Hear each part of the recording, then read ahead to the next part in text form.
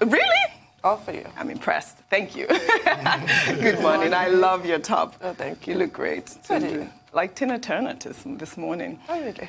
Yes. Rufai, good morning. How are you? Oh, gee, I just want to dance with somebody when you talked about Tina Turner. That's Whitney Houston. He always has a comeback. Right, that's Whitney Houston. Is that right? I don't even know. I want to dance with somebody's Whitney. Yes, I want to dance with some. Oh, it's not Friday. It's not Friday. Whitney Houston, Yeah, not Tina Turner. that's Yeah, mix it up, yeah. All right. I hope you're doing well. Yeah. Well, good morning to you, viewers. We begin what's trending in the United States as the country continues in its fight to forestall religious restriction globally. The Secretary of State, Mike Pompeo, announced via Twitter that Nigeria has been blacklisted for religious freedom violations. In a series of tweets on Monday, Pompeo listed 10 other countries, including China, among countries of concern under the International Religious Freedom Act of 1998. He stated that no country or entity should be allowed to persecute people with impunity because of their beliefs. Although the Secretary of State did not give reasons why Nigeria was blacklisted, in a 2019 report on human rights practices, the U.S. had expressed concerns over the high rate of religious intolerance in various parts of the country following acts often perpetrated by state actors. While reacting to the news, Nigeria's Minister for Information, Lai Mohammed, said Nigeria does not engage in religious freedom violation, neither does it have a policy of religious persecution. He described the allegation as an honest disagreement between the two nations on the causes of violence in Nigeria. He added that Nigeria jealously protects religious freedom as enshrined in the Constitution and punishes defaulters. Well, I do kind of agree with the minister's allegation in a way, because I believe he also stated that the disagreement is really borders on the act of terrorism. So the confusion is that it's not religious persecution, it is terrorism, which is constant everywhere. It's a global problem. But if you look at the other countries that were blacklisted, take for instance Iran and Saudi Arabia, some of the acts of terrorism is related to religion. So I believe the minister has to provide some sort of, document or whatever it is to persuade the U.S. In his claim. My first instinct was also to agree with Alhaji Lai Mohammed and his view on this situation, until I saw that the House of Representatives in the U.S. unanimously approved, included Nigeria in a list of 70 countries wherein the U.S. is going to repeal their blasphemy laws. Now, what right the U.S. has to go around repealing laws in 70 countries, you have to wonder about sovereignty. But that does put Nigeria in a bad light with regards to religious freedoms. You look at the case of Omar Farouk, he's just a kid, he's 13. He's been sentenced to 10 years in prison with hard labor for blasphemy. You look at Yahaya in Kano State, who has been sentenced to death. Well, hopefully that death sentence will not actually be carried out. So we come from a place of privilege. We speak from a place of privilege when we can sit here in Lagos and agree with the minister. Not everybody has that luxury. The U.S. sees punishes or sanctions systemic, egregious, ongoing violations of religious freedoms. We have religious freedoms guaranteed in our Constitution, Section 38 and 39, but when you have blasphemy laws in this country, even in the criminal code, I'm not just even talking about the Sharia code that's in the north, in 12 states in the north, even the criminal code has insults to religion as a crime. Obviously, you must not profane what other people deem sacred. That is wrong. But should it actually be a criminal violation or criminal offense? I don't think so. Well, I think that, like I said, it's the ratio he needs to provide, because I think the disagreement is like the amount of people that have died through the act of terrorism. Correct. You're absolutely right. Or insurgency. Well, this is not the first time that, the U.S. will talk about religious freedom in Nigeria.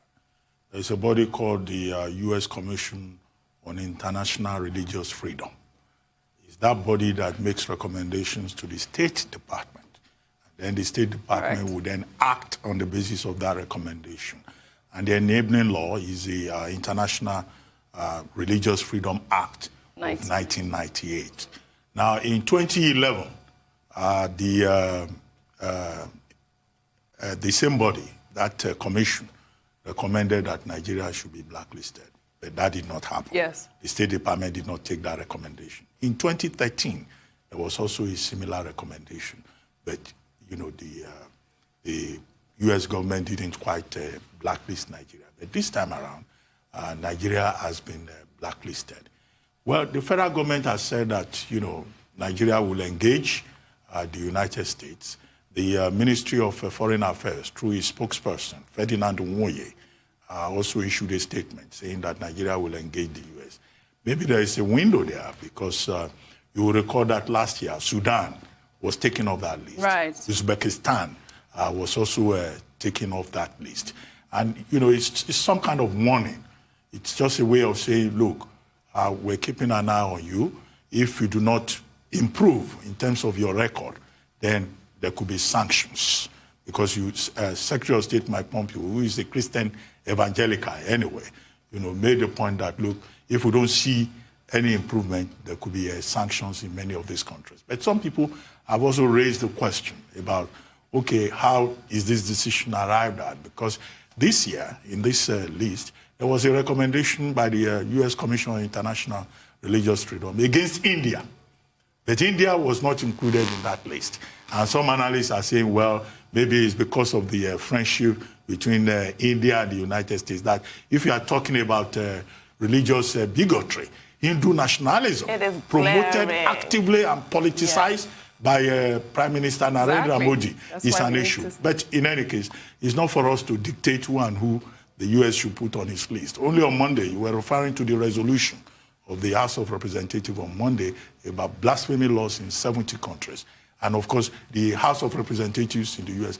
voted unanimously. Bipartisan. Now, Pompeo did not quite list what the problem is with Nigeria. But some analysis have said this includes, persecution of Christians in herders, farmers conflict. Correct. And you remember that the Christian body in Nigeria have been making representations to the Canadian Parliament, the UK Parliament, talking about abuse of religious freedom in Nigeria. But there's also talk about, the discrimination against certain Muslims, the Shiite Muslims, that has been referred to. But I think that's a bit different. Yes, the cases of blasphemy, involving certain persons in the north, under the Sharia law, was also referred to. But, of course, in our constitution, there is that section 38 that allows you the freedom of religious thought. Yeah. But even here in Nigeria, religious freedom is a major issue. And I'm not surprised that some Christian bodies in Nigeria are already jubilating that, yes, this is what we had expected. In fact, they made representations all the way to the United Nations.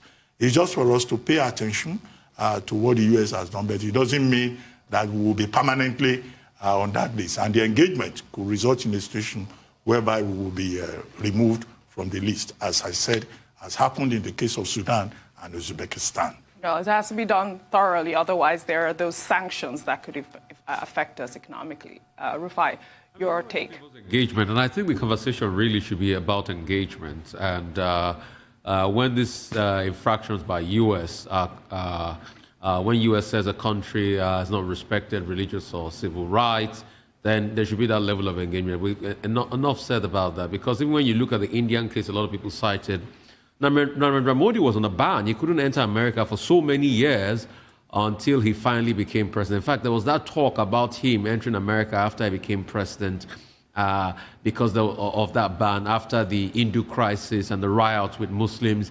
I think that was in 2005 or 2007. I can't remember the specific year now when that happened. So engagement is really very important.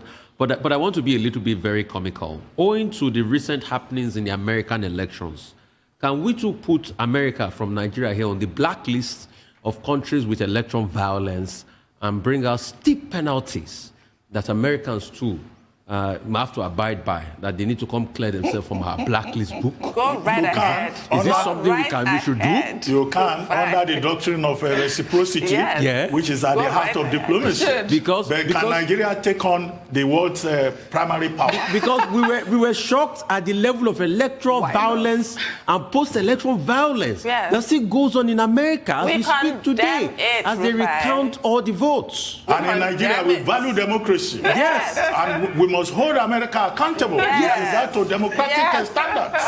You are right. You cannot be more correct. Yes, thank you. Rufai, you always bring your valid points. I mean, I can't even imagine what it would be like if the reverse was the case, Dr. Abati. Well, you know, in international relations, to talk also about weight, do we have the relative weight against the United States? Somehow I don't think so. They were a country that can also defend democracy. Yeah, right? but I like the point that you made, Tundu, about the blasphemy laws. And I think it's one thing that needs to be investigated thoroughly, because obviously we just had that musician that was, you know, that is still fighting for his life, basically. He's appealed. That is Yahaya Sharif Aminu in Kano, the musician, that was sentenced to death by hanging because of a blasphemy. Those are the types of issues, and I believe that those are some of the stories that, you know, has come across the U.S. Department of State, and that's one of the reasons they probably have put us on the list. Well, religion continues to remain a sensitive issue in Nigeria, and, you know, we too should also be cautious. Nigeria is a multi-ethnic, multi-religious, pluralistic society. And it's important for our leaders in the choices they make, in the statements they make, to understand and to respect this multiculturalism. Sometimes the conduct of Nigerian leaders also gives the impression that, you know, there is always religion and ethnicity at the base of it. But I hope that we don't get to a situation whereby the United States will sanction us for religious reasons. But it's bad enough for our image. Well, that's what is going to be. Now we are on this infamous list. It's unfortunate. With Iran, with Sudan, with China, with especially when I'm sure all of us come from families where half the family is Muslim, the other half is Christian. Or let me not say half and half, because there are people who practice our traditional religions as well. And we all coexist, you know, harmoniously. So sometimes America can miss the nuances in the way we relate to one another. Exactly. And just to make a quick point as regards that, you raised a very vital point, Tunde and Dr. Abati, about anti-blasphemy laws and things like that.